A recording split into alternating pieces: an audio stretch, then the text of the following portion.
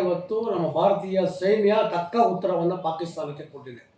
ಪಾಕಿಸ್ತಾನದ 9 ನೆಲೆ ಮೇಲೆ ಧ್ವಂಸ ಮಾಡಿದೆ. 100ಕ್ಕೂ ಹೆಚ್ಚು ಸಾವು ಇವತ್ತಾಗಿದೆ.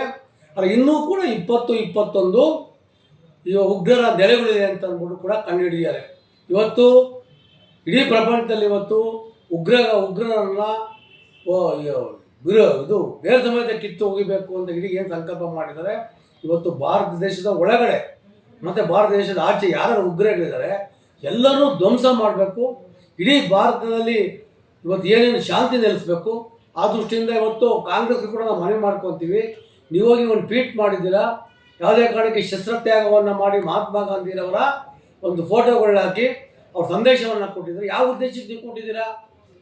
ಯಾರಿಗೆ ನೀವು ಬೇರೆ ಯಾವುದೋ ಒಬ್ಬರ ಇದಕ್ಕೆ ಸಂತೋಷ ಪಡಿಸೋದಕ್ಕೆ ಈ ಥರ ಒಂದು ಟ್ವೀಟ್ ಹಾಕಿ ಸರಿ ಇಲ್ಲ. ದಯವಿಟ್ಟು ಆ ಟ್ವೀಟ್ನ ವಾಪಸ್ ತಗೊಂಡು ನೀವು ಮಲ್ಲಿಕಾರ್ಜುನ್ ಖರ್ಗೆ ಅವರು, ರಾಹುಲ್ ಗಾಂಧಿರವರು ಪ್ರತಿಯೊಬ್ಬರು ಕೂಡ ಒಂದು ಬೆಂಬಲವನ್ನು ಕೊಡ್ತಿರ್ಬೇಕಾದ್ರೆ KPCCಯಲ್ಲಿ ಒಂದು ಟ್ವೀಟ್ ಹೇಳ್ತಾ ಇದೆ, ಮಹಾತ್ಮ ಗಾಂಧಿಯವರ ಒಂದು ಭಾವಚಿತ್ರವನ್ನು ಹಾಕಿ ಇವತ್ತು ಶಸ್ತ್ರವನ್ನು ತ್ಯಾಗ ಮಾಡಬೇಕು, ಶಾಂತಿಯನ್ನು ಬಯಸಬೇಕು ಅಂತ ನೀವು ಹೇಳಿದ್ದು ಸುಳ್ಳು. ಇದು ಇವತ್ತು ನಿಮ್ಮ ನಿಜ ರೂಪ ಇವತ್ತು ಗೊತ್ತಾಗ್ತಾ ಇದೆ, ಜನಗಳಿಗೆ ಗೊತ್ತಾಗ್ತಾ ಇದೆ ಕಾಂಗ್ರೆಸ್ ಯಾವ ಸಂದೇಶವನ್ನು ಕೊಡ್ತಾ ಇದೆ ಅಂತ ಅಂದ್ಬಿಟ್ಟು ಇವತ್ತು ಜನ ತಿಳ್ಕೋಬೇಕು. ಇವತ್ತು ದಯವಿಟ್ಟು ನೀವು ಕೈ ಮುಗಿದು ಹೇಳ್ತೀವಿ, ನಾವೆಲ್ಲರೂ ಒಂದೇ, ನಾವೆಲ್ಲರೂ ಭಾರತೀಯರೇ.